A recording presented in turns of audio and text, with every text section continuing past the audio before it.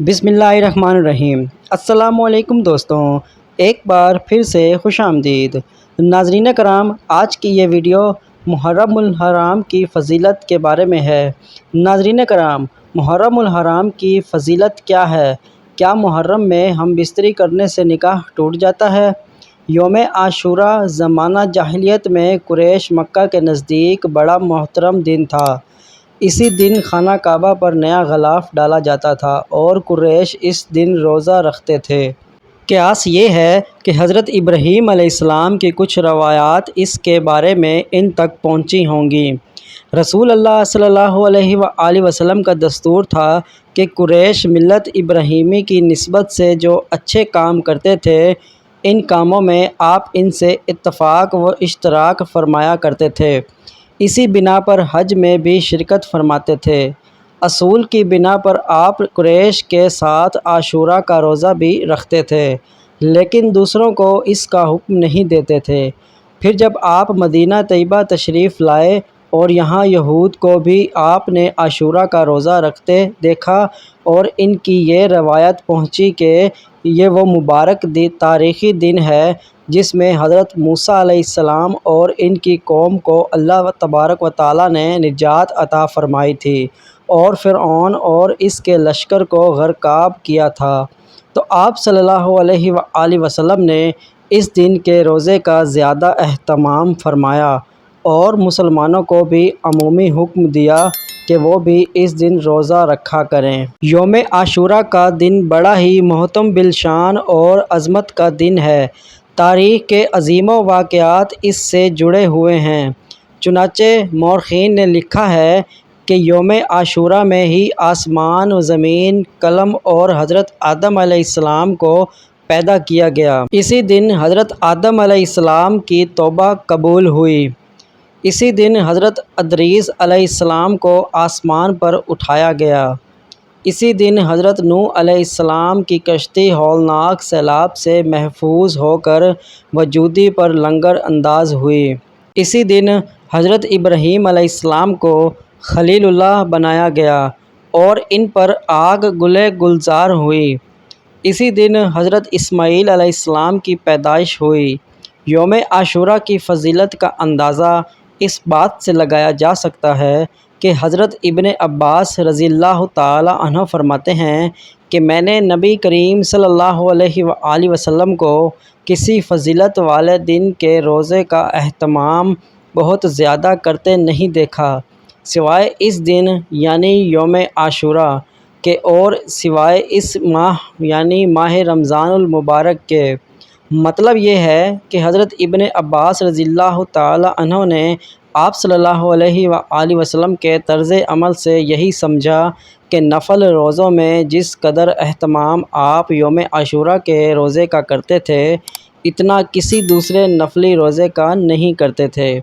حضرت ابو قتادہ رضی اللہ تعالیٰ عنہ کہتے ہیں کہ رسول اللہ صلی اللہ علیہ وآلہ وسلم نے فرمایا کہ مجھے امید ہے کہ عاشوراء کے دن کا روزہ گزشتہ سال کے گناہوں کا کفارہ ہو جاتا ہے۔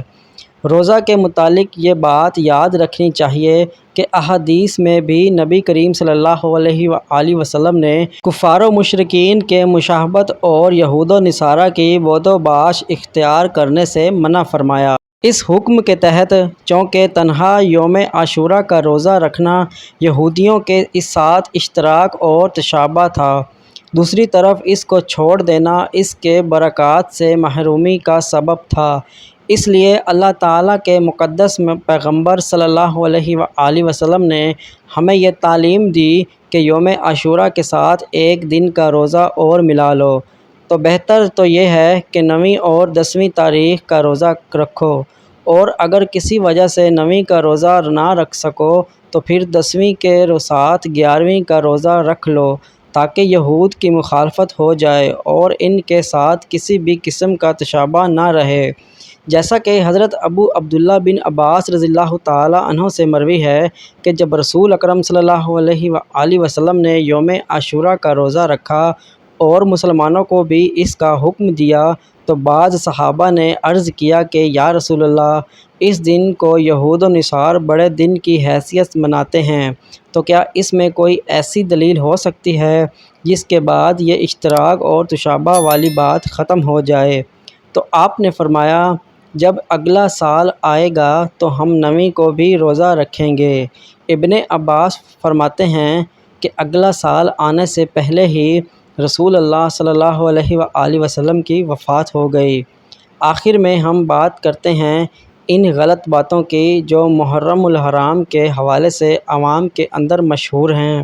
بعض لوگ یہ کہتے ہیں کہ محرم الحرام کے مہینے کے اندر گوشت گھر میں نہیں ہونا چاہیے، اس سے بے برکتی ہوتی ہے اور گھر میں نقصانات ہوتے ہیں، اور بعض یہ کہتے ہیں کہ قربانی کا گوشت جو ہم فریج میں رکھتے ہیں وہ محرم الحرام سے پہلے ختم ہو جانا چاہیے۔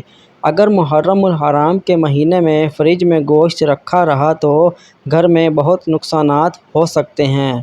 ناظرین کرام، یہ بات غلط ہے۔ شروع اسلام میں جب قربانی کی جاتی تھی تو اس وقت یہ حکم تھا کہ 3 دن کے اندر گوشت کو ختم کرنا چاہیے، لیکن بعد میں یہ حکم منسوخ کر دیا گیا۔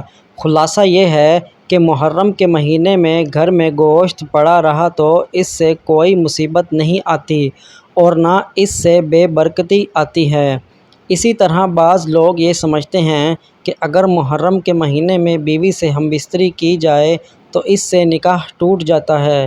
یہ بات بھی غلط ہے، اور بعض کہتے ہیں نکاح نہیں ٹوٹتا، لیکن ایسا کرنا گناہ ہے۔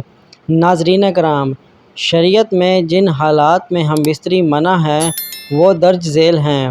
نمبر 1، روزہ کی حالت میں۔ نمبر 2، احرام کی حالت میں۔ نمبر 3، حاجی کے لیے طواف زیارت کرنے سے پہلے تک۔ نمبر 4، ماہواری کے دنوں میں۔ نمبر 5، نفاس یعنی بچہ کی پیدائش کے بعد جو خون آتا ہے اس کے دنوں میں۔ ان حالات کے علاوہ وہ بقیہ تمام دنوں میں ہم بستری جائز ہے، لہٰذا 9 اور 10 محرم کے درمیان ہم بستری کی ممانعت کا عقیدہ رکھنا یا اسے جائز نہ سمجھنا درست نہیں۔ اسی طرح اسی مہینے میں یعنی محرم الحرام کے مہینے میں نکاح کرنے میں کوئی قباحت نہیں۔ دیگر مہینوں کی طرح اس مبارک مہینے میں بھی نکاح کرنا درست ہے اور جائز ہے، بلکہ اس ماہ میں نکاح نہ کرنے کی رسم کو ختم کرنے کے لیے نکاح کرنا موجب اجر ہوگا۔ ایک روایت کے مطابق حضرت علی اور حضرت فاطمہ رضی اللہ تعالی عنہ کا نکاح سن 2 ہجری ماہ محرم الحرام میں ہوا۔ سیرت المصطفیٰ میں محمد مولانا محمد ادریس کہلندوی رحمۃ اللہ علیہ لکھتے ہیں، اسی سال یعنی سن 2 ہجری میں اس میں اختلاف ہے کہ مہینہ کون سا تھا، ذو الحجہ، محرم یا صفر۔ رسول اللہ صلی اللہ علیہ وآلہ وسلم نے اپنی سب سے چھوٹی صاحبزادی حضرت فاطمۃ الزہرا رضی اللہ تعالی عنہا کی شادی حضرت علی رضی اللہ تعالی عنہ سے فرمائی۔